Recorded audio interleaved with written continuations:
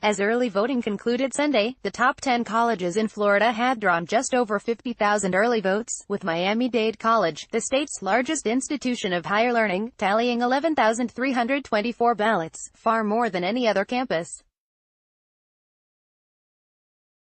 The University of Florida in Gainesville was number 2 and Florida International University number 3.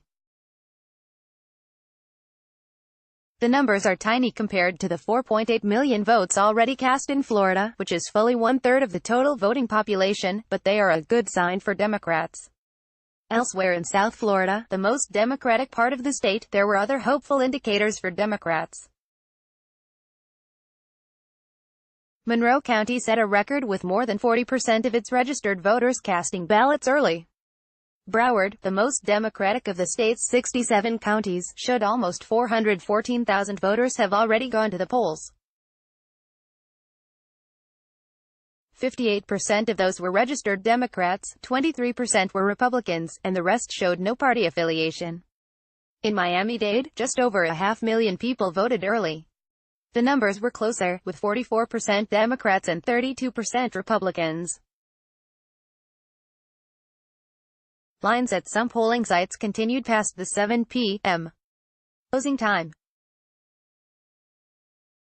In North Miami, voting machines broke down for several hours, the Miami Herald reported. Florida Secretary of State Ken Detzner, you will recall, had blocked early voting at college campuses, citing a building at the University of Florida that did not meet standards. The League of Women Voters and 6 UF and FSU students sued, and this past July U.S. District Judge Markey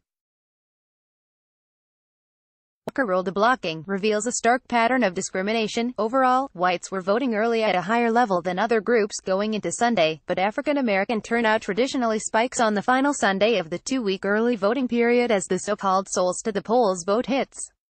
At a library, early voting site on NW 7th Avenue in Liberty City, waits were longer than an hour for much of the day as mostly African American voters cast ballots. "We only have a couple of Gillum t-shirts left," said one clearly exhausted campaign worker as the day ended. African American turnout may end up being the key to this race, as former President Barack Obama, John Lewis, California Sen. Kamala Harris, Eric Holder, and Al Sharpton have visited the state. As far as the race among universities, FAMU, FSU might end up the ultimate winners. The rapper Diddy will headline a concert tonight at FAMU in Tallahassee for Gillum. Final votes will be cast on Tuesday.